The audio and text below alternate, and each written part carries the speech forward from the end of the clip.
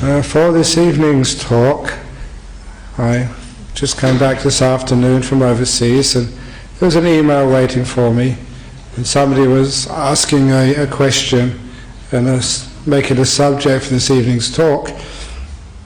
In Buddhism we talk a lot about loving kindness and compassion, but how can we use loving kindness and compassion, and they said, for troubled people, and how can we put boundaries around those troubled people?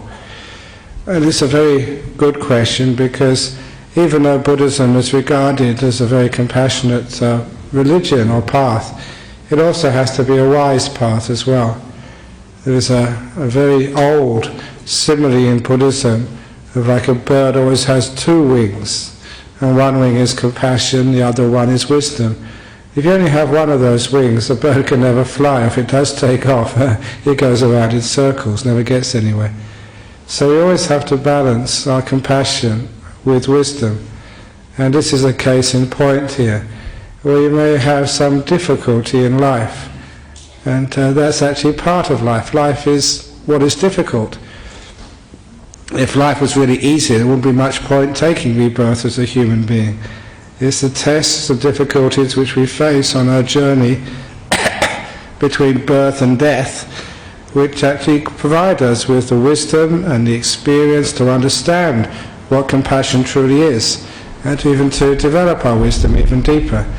For example, our caretaker Yong was wise enough to know it was still a bit warm in here, and also compassionate enough to turn up the fans at the same time. So there you go, there's an example of wisdom and compassion. If he was just compassionate and thought, oh, may all beings be cool, that would not have worked. If he was only wise and he knew how to turn on those fans, that would not have worked. But when you have wisdom and compassion get together, the fans get turned on, and everybody gets cooled down.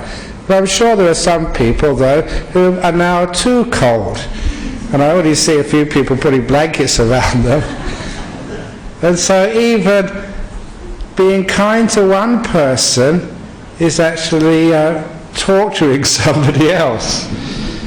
And this is one of the most important parts of compassion. When we practice compassion and kindness, it should always be to all beings.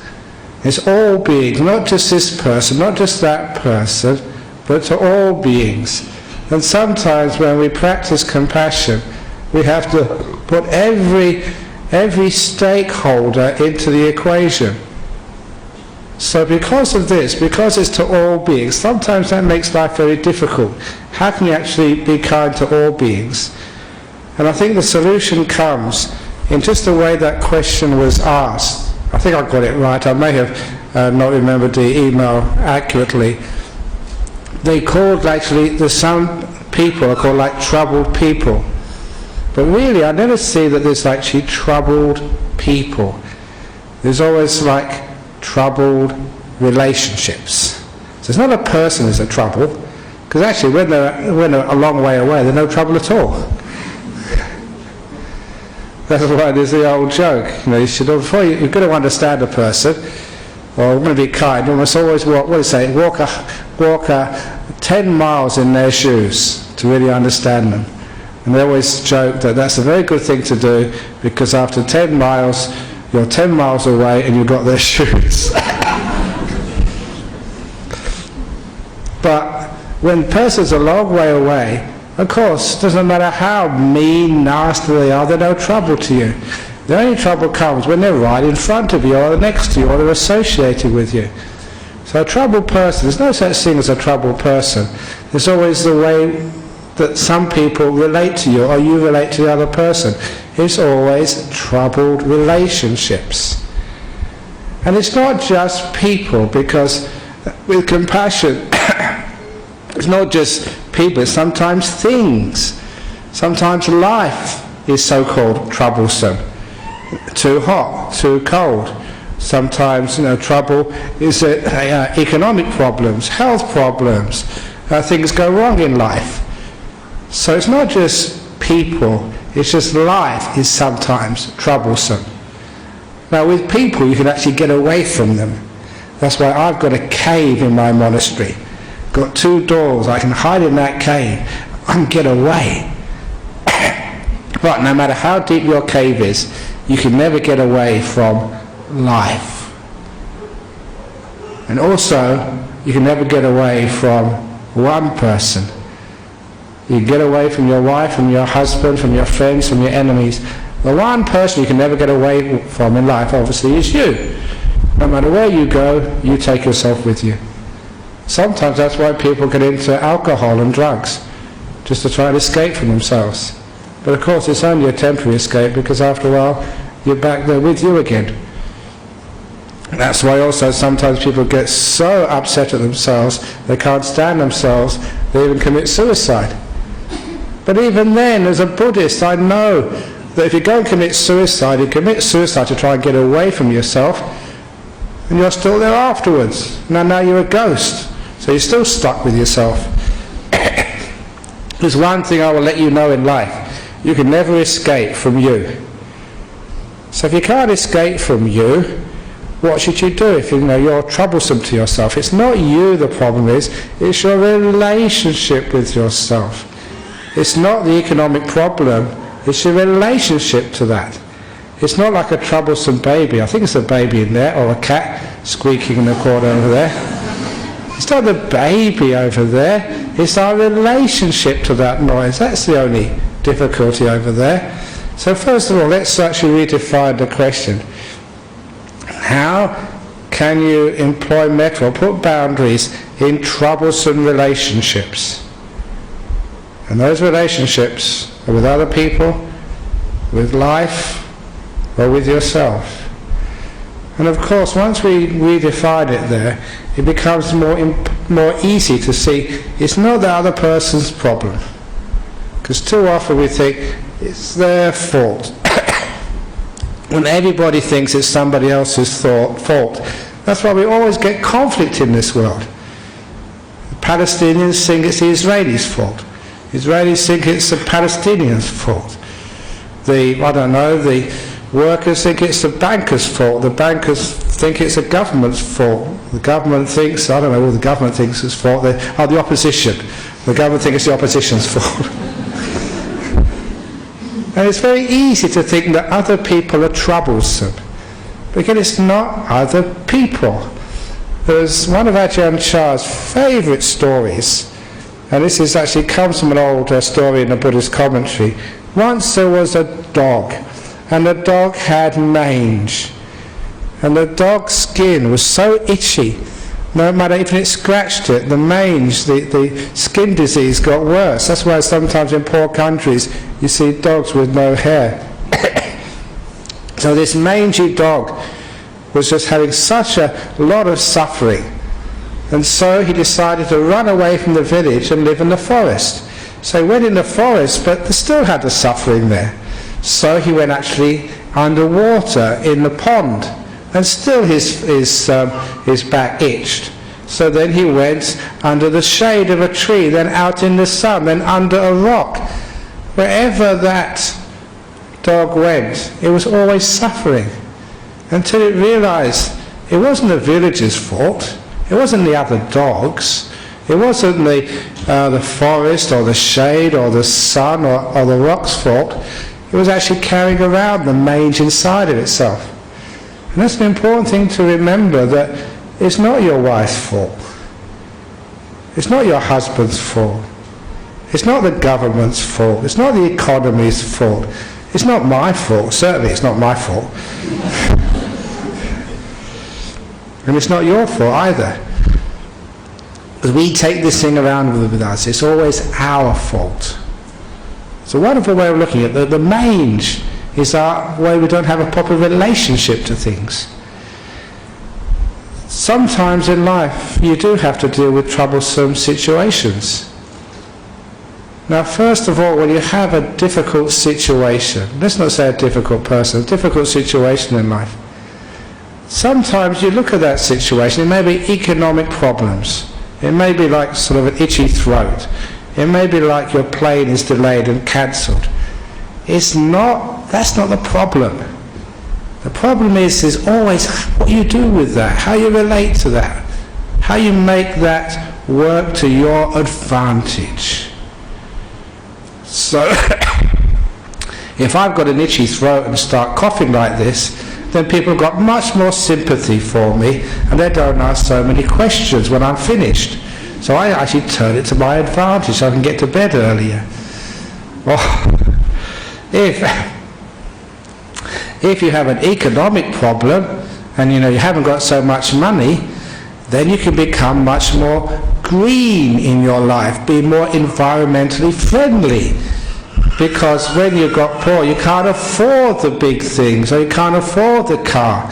And instead of getting a car because you're too poor, you can get a bicycle, which is not only good for your environment, but also good for your health as well. So even in economic difficult times, you can turn it to your health advantage and other advantages as well.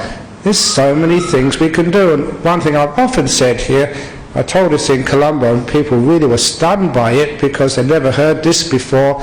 You've heard it many times before.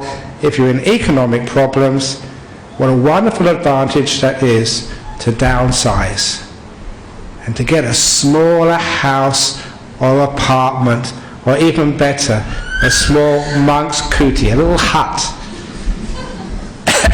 Because you'll find, number one, it's so much easier to keep clean.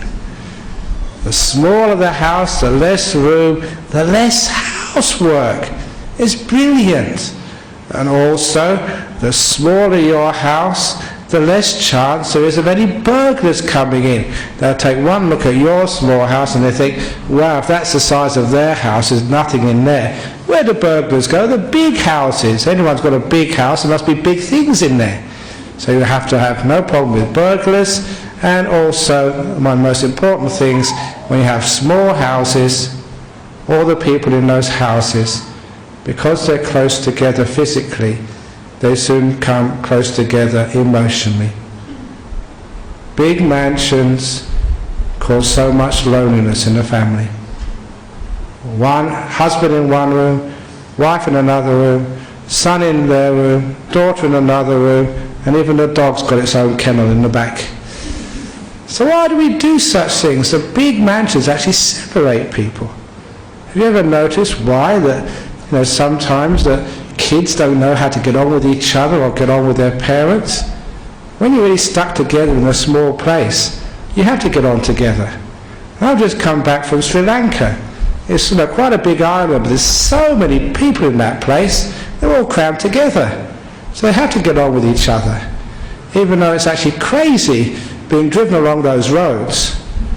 There's so many traffic in there, and tractors and goats and goodness knows what else goes along the main roads. These are the main highways.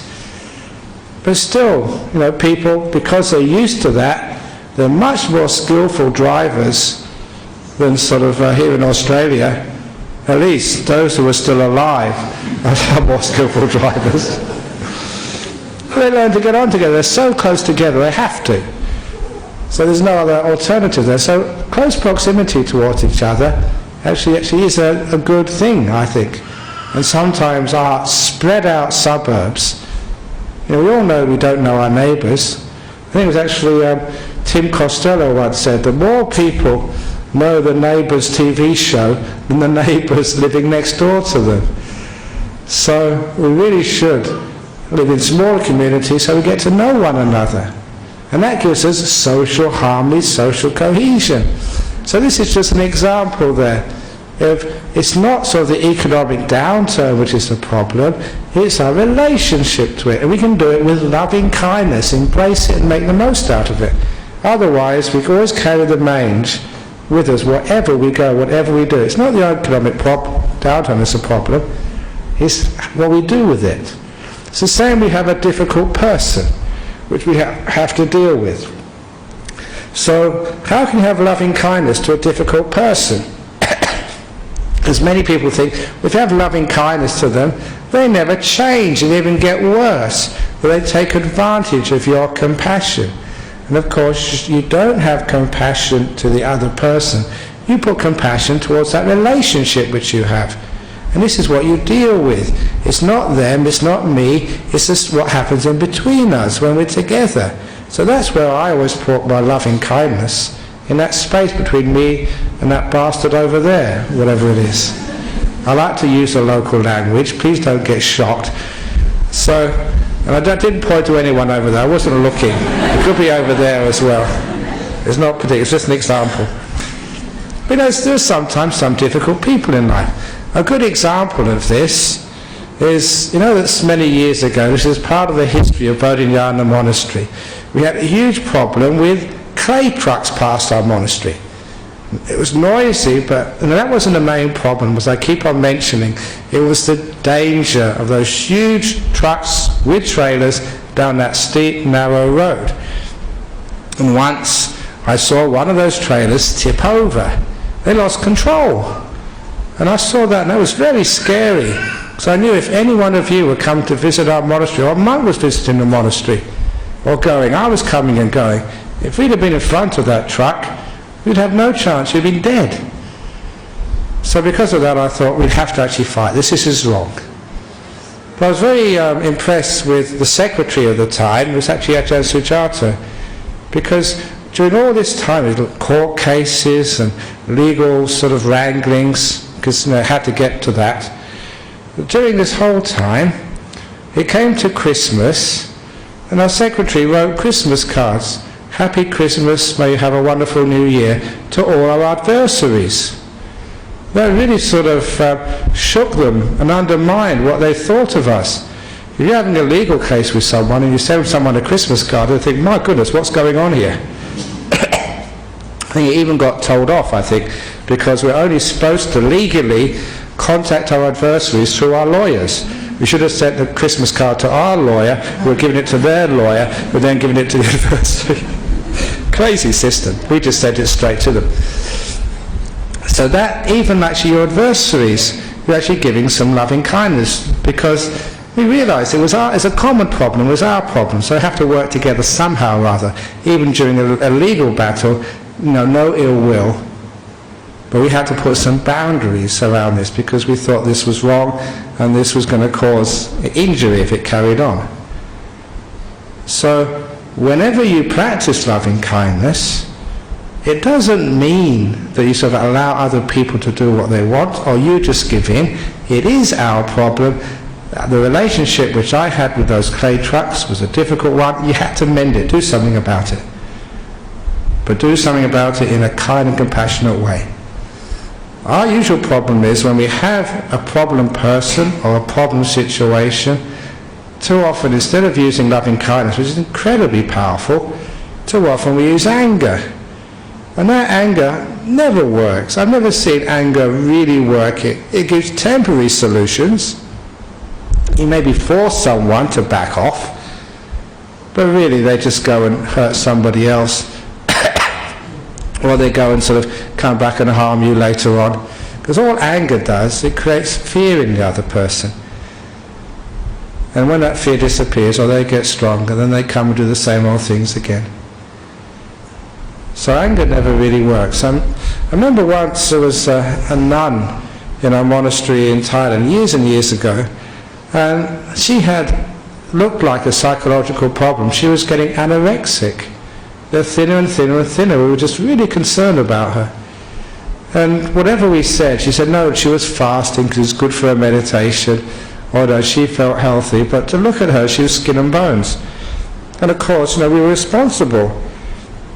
If I don't have that problem, obviously, but if any monk had a problem like that, I'd be responsible for them. I have to do something to make sure they're okay. So, but whatever we did as monks, she just would not listen. We had a senior monk came over from England, and we said to him, look, we haven't been able to do anything.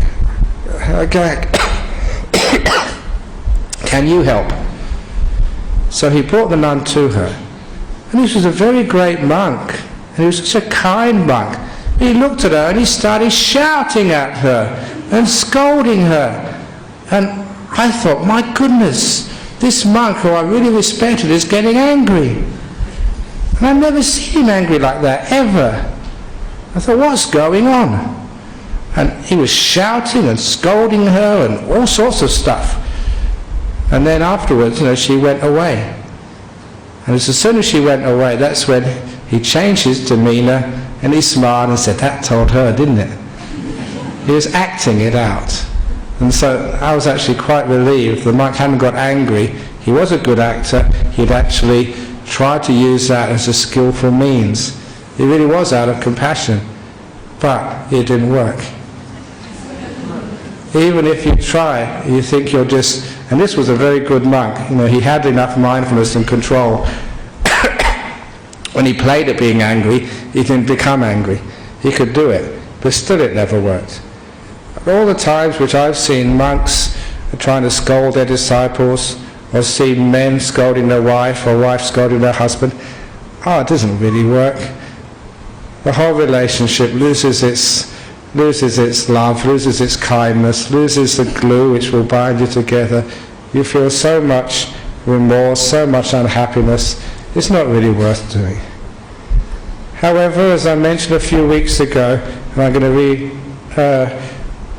repeat this now, because this is a very powerful thing. If ever in your relationship someone shouts and scolds at you, when they're finished, remember the 15 seconds of silence after they're finishing shouting at you. Don't say anything back. Certainly don't shout back.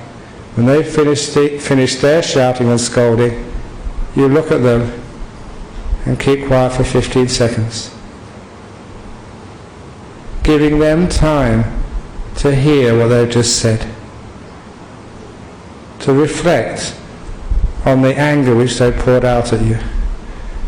Because if people have that opportunity to listen to what they've just said, and you do that if you're given the 15 seconds of silence after someone's been shouting or scolding at you, if you give the other person that opportunity, they will learn what a stupid thing that was, to shout and to scold. So, it's other ways of dealing with the problems, relationship. We do have to put boundaries on people. We can be firm. Well, you may have heard me, I was just talking with Chi Wei about our builder. We're building a retreat centre. And the retreat centre is supposed to be finished by April, for the first meditation retreat. And we're looking at the builder, he's going really slow. So we've been quite firm with him. So as a monk, I don't say, oh builder, out of compassion and kindness, you just take your time. If it's not finished for the retreat, never mind. I don't want you to have a headache. You just do it as slow as you want. That would be really stupid, wouldn't it? Because you know what Australian builders are like. So instead of doing things like that, you have to be quite firm, but it's compassionate, just keeping the relationship with loving kindness. So your intention is to keep the relationship good, firm, mutual respect, so you can get things done. You do have to put boundaries. That's compassion with wisdom. If you have that compassion with wisdom, then it's not just being compassionate to the builder, it's being compassionate to me. It's being compassionate to all those people who are going to come on that first retreat. So sometimes we do have to put boundaries. Just like many sort of Buddhists who work, who are managers or even CEOs or supervisors, sometimes they find it hard to tell people off at work. You may have someone working for you who's not doing the job. An example, you've got a troubled employee. What do you do about that? And you've heard this before, but it comes up in this talk. If you have a troubled employee, then you use what we call the sandwich method. You go up to them as soon as possible, because if you let these things fester, they get worse and worse. So you get up to the person, and the first thing you do is to give them some loving kindness, some praise. Just tell them how much you appreciate them working here, what a fun person they are to be here, Or find something which you can respect in that person and let them know it. Because as soon as you do that, people start to listen to you. They open their ears and their mind because they want to listen to more. And once their ears are fully open and the channel into their mind is fully open, then you hit them with it. Because otherwise, if you go up to someone and say, you put your facial features, your body language, you stupid employee, you just don't know how to do things. You're hopeless, I don't know why I employed you, a complete loser, terrible. Now of course people might have said that to you. Do you listen to that? Does anything go in? Straight away, whenever there's criticism, a big barrier comes up in front of you. You defend yourself. You think to yourself, what's he saying that to me? I'm not stupid, I'm a good worker. You just don't listen anymore. There's not a way to communicate. So by praising the other person, they're listening to you, and they also realize that you have metta towards them, you have loving kindness, you care about them. And what a wonderful thing it is to know that someone actually cares about you. And if as a boss you care about your employees, you're also caring about your company. It's an important thing to be able to do. If the employees know you're caring about them, they'll be more willing, number one, to listen, and then number two, to take the advice, and to maybe alter. So after the praise, you give them the criticism, but in a kind voice. You're coming in too late, or you can't do the job properly. And then you find out some strategies together. Because it is never your employee's problem. If you're the manager, it's your problem as well. Because your big manager might sort of sack you, not because you haven't done the job, because your employees haven't done the job. So we're all in this boat together. So it's always our problem. So you try and find strategies. These are the boundaries which you mean by kindness and compassion. Are you in the wrong job? Can we get you another job? Do you need more training? Is there something else we can do? Have you got any emotional problems at home which is causing you not to perform well at work? What can we do to help you? So when you're in it together, you've worked together to find a solution. So this problem employee, or this problem person, you talk. It's amazing where you can find out, where you actually understand where a person's coming from. And then afterwards, to complete the sandwich method, so you can actually leave on friendly terms, you finish with a bit of praise. But please remember, we really value you, you're a good friend, I really like you, because that leaves with a person wanting to maintain that friendship, wanting to actually to work hard and change themselves to please someone who's being kind to them. That's actually how we use compassion in business. And that's how you can use compassion in the world, especially to problem people. Find out what the problem is first of all. I recall one of my old school friends. He became a teacher, a school teacher, and he chose one of the worst schools in the whole of England. It was in Wandsworth Comprehensive School, I think it was. Actually, I shouldn't say it's a worse school because the teachers are very motivated. They had some tough kids in that school. That was the suburb of London next to Brixton. And there was that time they had the big Brixton riots in the south of London. So I had some very tough kids in this school. And he told the story once that his class of kids came into the classroom one day, and one of the kids spat on his feet, on his shoes. Actually, not on his shoes, just on the floor, just in front, just so they're walking in. So he was quite firm. He said, clean that up. And the kids said, F off. And what would you do as a teacher, if somebody did that and swore at you? So he said, go straight to the deputy principal, who was the disciplinarian. So he said the kid to the deputy principal. Half an hour later, the deputy principal came into the classroom with his arm around this boy. The deputy principal had time to find out what was happening with this kid, and found out the night before. So the father had viciously beaten his mother. And she was hospitalized. The priest had been around. The whole family had been separated. And here was like a young 11 or 12-year-old who probably hardly slept that night, who just witnessed his father and mother, who he depended upon, the mother he loved dearly, just viciously beaten and sent to hospital. And he said, now you understand why he did that. Sometimes if we take the time, if we can take the time to understand why a person acts in these ways, we don't feel like we should get angry anymore. So as an 11-year-old, if that ever happened to me, well, I probably would do something worse. Just out of the sheer confusion. The 11-year-old doesn't know how to ask for help, instead of accepting these really strange, violent ways, with some 11-year-olds. So when we understand where a person's coming from, are they really a troubled person? Should we just cut them off? It's wonderful if we can have time to actually to ask them, what's happening, where's it coming from, what's really upsetting you?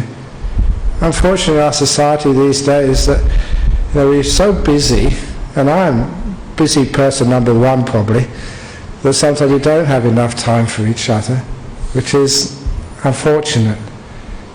But at least we can understand that some of the reason why a person is troubled or causing us troubled, it's not that there's something permanently wrong with them, that they've been born in a state where they're always going to be like this. There's some causes and reasons for this. So understanding this, we can have some kindness, we can have some compassion, and if possible, some understanding of where they're coming from. Because many of us haven't got that time, we haven't got that wisdom, sometimes again, out of compassion, we have to draw a boundary. Sometimes, we have to call the police. That sort of teacher had to send that boy to the principal. We have to sort of move away to protect ourselves and protect people. We do have to have prisons. As I keep on saying here, the prison should never be for punishment, it should always be for rehabilitation. Because I don't believe in punishment, I don't think it really works. The only thing which happens with punishment is people make sure they don't get caught next time. And they feel somehow they want to take revenge on the people who punished them. Instead of punishment, learning, rehabilitation, understanding why we can't do these things, understanding the importance of relationships. It's not just about me. I think many people have been hurt in life because, just like that kid having a family which is very violent, probably violent to him as well, goes straight inside oneself and thinks self-preservation is number one. You have to preserve yourself because all the people they trusted let them down violently. And such people, sometimes they're so self-protective, they can't have a relationship with other people except with violence, or they are the problem people. It's wonderful if we can find some way of drawing them out and giving them a life. Over the years you do collect some stories of people who were born on the wrong side of the tracks who make it in life. And one of the stories which I read, I think it was in a prison book, it's an amazing story. I don't know if it's got much to do with this talk, but it's one of those inspirational stories which shows no matter how down you are, you never know what's around the corner and how your life can totally change. It's about this this career criminal in Los Angeles, in and out of jails ever since he was a child, because he ran away from home when he was 6 years of age. Violent mother and father, or not really a father, but just many men. And always being abused and beaten and not properly fed. So as a 6-year-old, he ran away and lived on the streets of Los Angeles, just living out and just gathering food from wherever he could, mostly by stealing. Being a 6-year-old, he could get away with a few things, but that was his life. He'd get caught sometimes and put into juvenile centres, but because he had no family, it started with petty crime and then just went up the ladder to more major crimes later on. He had no chance. But he said when he was about 40-year-old crim, sort of in one of the big jails in California, for a crime, but he was soon to be paroled. And that was when he had a case officer who was trying to make sure that they found him a job, got some work, so he wouldn't need to reoffend. But now how can you get a job for a career criminal? Because who would want to employ someone who is a thief, violent, and got sort of a history of crime just stretching back to when he was 6? It's almost unemployable. But his karma must have been about to ripen, because this case officer, this young girl, knew someone who knew someone who knew someone who worked in Hollywood. And they were about to produce a movie, a gangster movie, and they wanted the movie to be authentic. Not just like Hollywood gangsters, but real gangsters.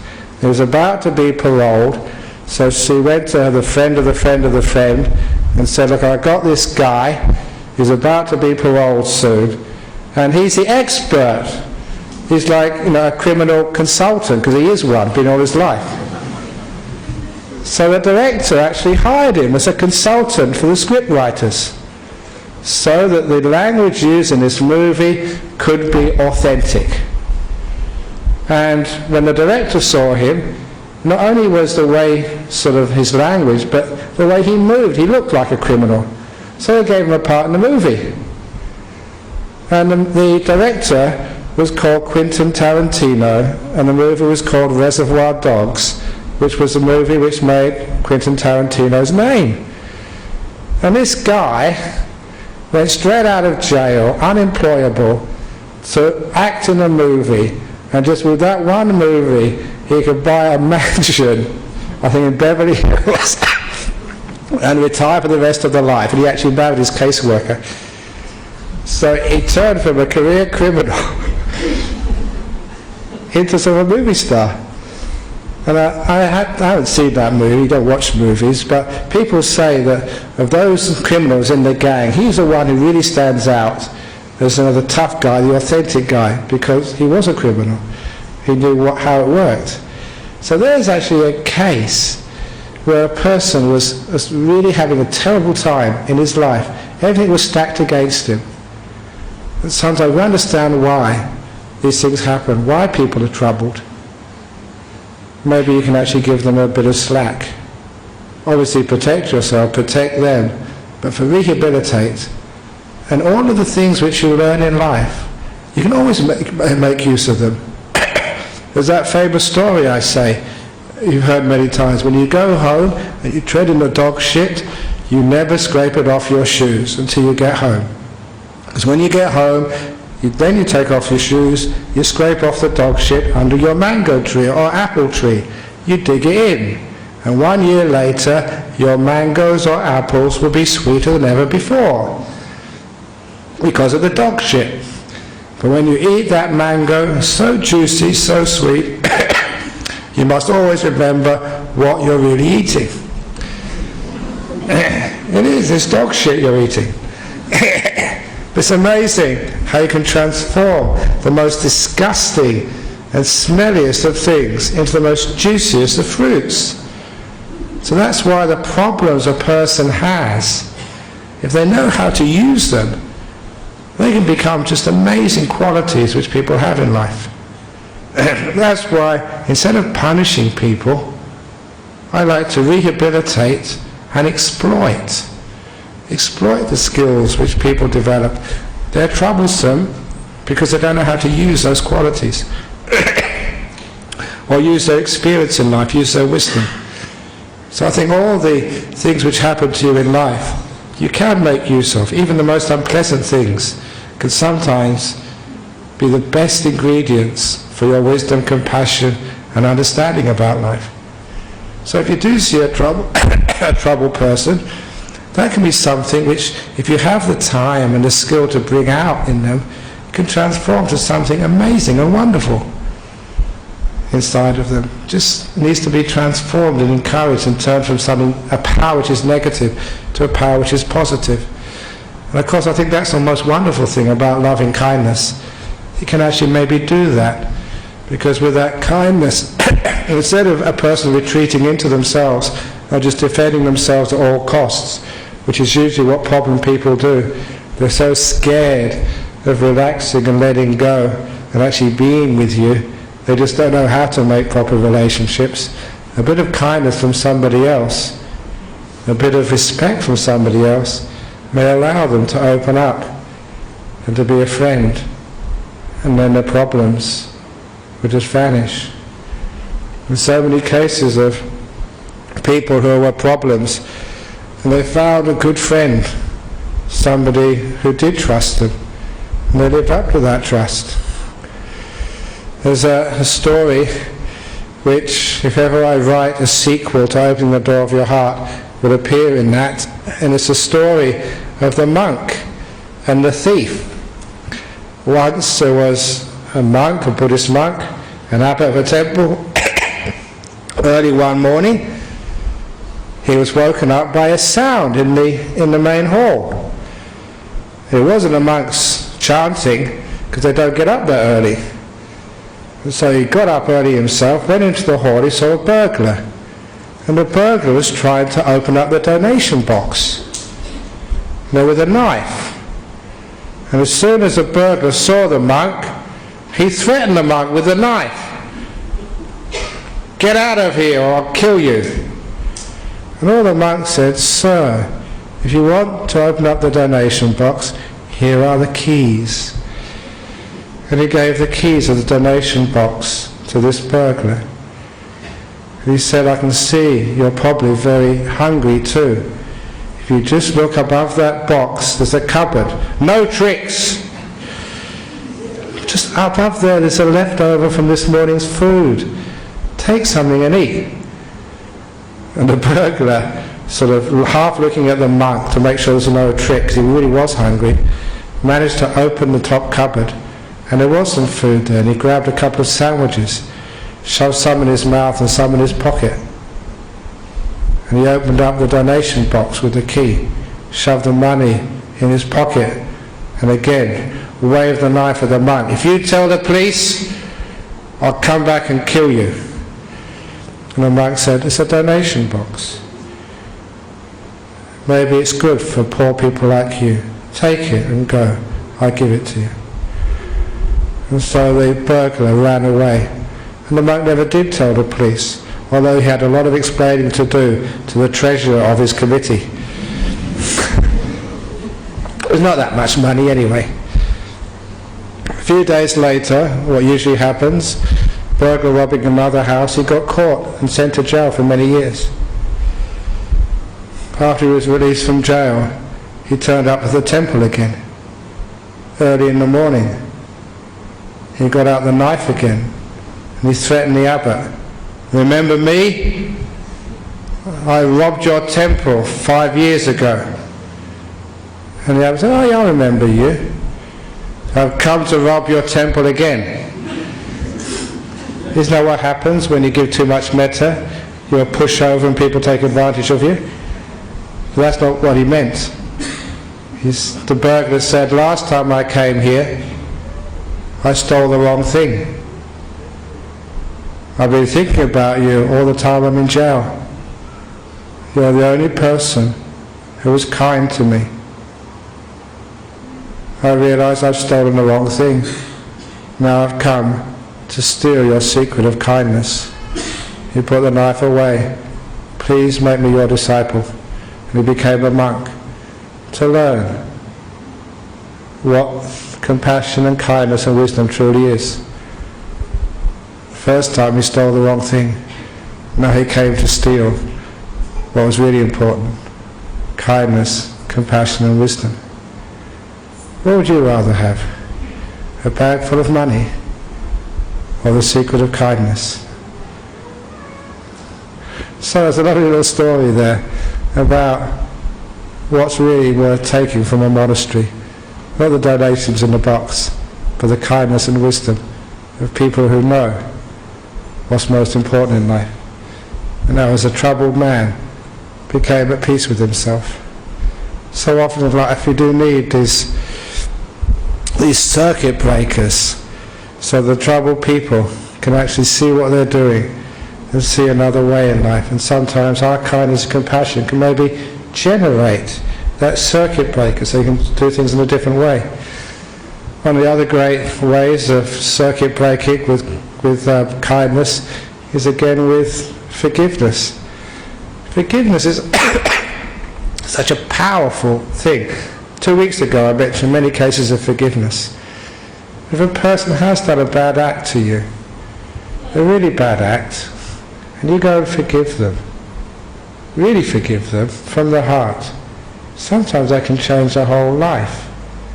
The very fact that somebody has forgiven what was almost unforgivable, it's a circuit breaker, because they can't comprehend why you can do that. To be able to do that is an amazing thing. And when it happens, it changes the way people do things. I gave a talk maybe a year or two ago in Curtin University as part of the human rights course, Human Rights and Religion.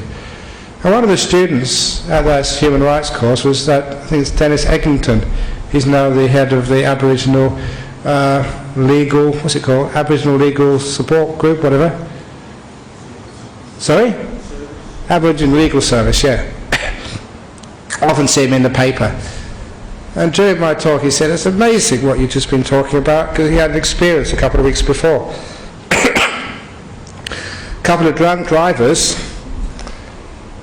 had rammed into a car containing 2 Aboriginal boys and killed them. And these 2 Aboriginal boys were really good students. They're not getting into any sort of trouble at all, doing really well at school, very promising, really, really good guys, the cream of the crop. And they've been killed by these stupid drunk drivers. Problem was, the drunk drivers were also Aboriginal. And at the funeral service, because it was all Nyungas, everybody had to be there.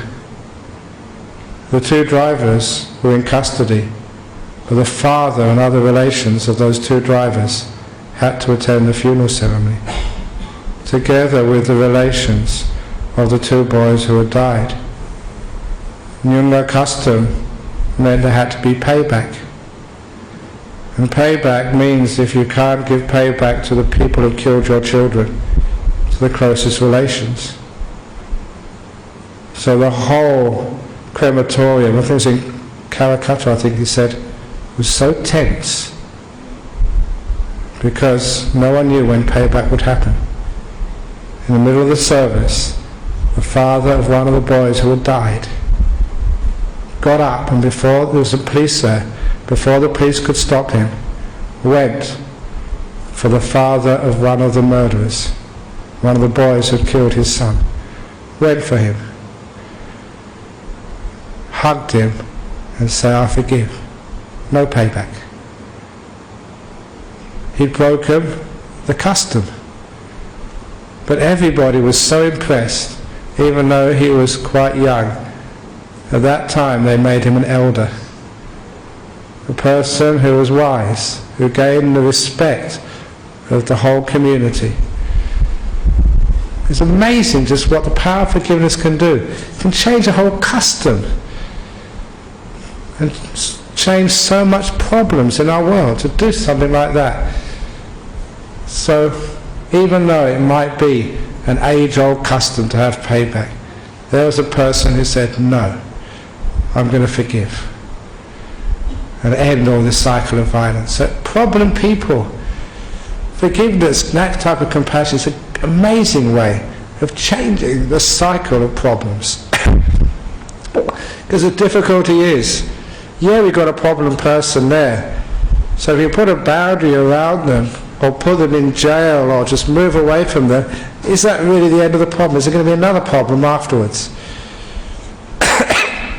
So with loving kindness, compassion and wisdom, we don't seek just for short-term solutions.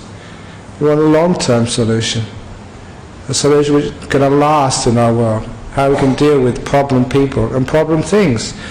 Before I run out of time, the problems in life. How do you deal with problems in life? Do you just run away from it? Or just suppress it with anger, with force? Go and get drunk, or just run away to a cave or a monastery or somewhere? There's no way to run away from problems. Problems in our life. We use loving kindness to embrace it. Embracing it means we bring it close enough together to really understand it. It may be a sickness, it may be a cancer, it may be you're dying or someone else is dying. When you embrace it and bring it close to you, you can actually understand it. When you're running away, your face is turned in the opposite direction. When you embrace someone, you're actually looking at them face to face. When you're running, you can't see them because they're behind you. When you embrace, you see. And when you see, you may be able to understand. When you may be able to understand, you may be able to appreciate the problem was not the thing itself, the cancer, the death, but just the way we relate to such things. It's part of my job as a monk to take away the stigma of death. There's nothing wrong with dying. It's okay to die. So if someone dies, you say, I'm terribly sorry. So you're glad. Wow, wonderful, they're dead. And get a nice new life again. Now they're really so sick and so old and ugly and falling apart. Do you say that maybe you've got rid of your old car and you've got a new car? Do you ever say, someone comes along and said, I've just bought a new car today, and they got rid of their old car? You don't say, oh, I'm terribly sorry, your old car has gone to the sort of wrecker's yard. No one says, oh, you're so delighted you got a new car, well done, that's a nice model. So isn't that the same as dying? So you get a new model, so wonderful, so you don't have to worry about the old car anymore, the old bomb of a body which many of you got. My body's getting to be a bit of a bomb now. There you go. So, and getting sick, what's wrong with being sick? You learn so much from these things. Ajahn Chah always told me, learn from the so-called problems of life. They're your teachers. And that's perhaps the most important point of this talk. If there's a problem person, or a problem in your life, or a problem in your health, these are our teachers. This is what we really learn from. We learn compassion from facing up to those problems. We learn that inner strength. We learn that this too will pass. That problem person won't always be there. The sickness won't always be there. Certainly death, it goes pretty quickly, only a few seconds and it's all over. Whatever it is, it's not always going to last. Which gives you the wisdom, which produces the strength just to be with it as it's visiting you, so you can actually learn from it. And we learn so much from these things. We learn just how to be at peace with the problems in life. When those problems aren't learnt there, how to appreciate the times in life when there are very few problems. We don't take life for granted. In other words, when you haven't got problems with your health, you don't take those non-sick moments for granted. When your economy is going well, you don't take the good times for granted. That's one of the main reasons we're in economic problems. Too many people took those good times for granted. Obviously thinking they're going to last forever. And probably many of you did that too. You should know as Buddhists, boom times are also impermanent, anicca, they're going to pass, you know that. So you should have sort of squirreled some money away. Not in banks, because they really pass, but in sort of safe deposits or I don't know where.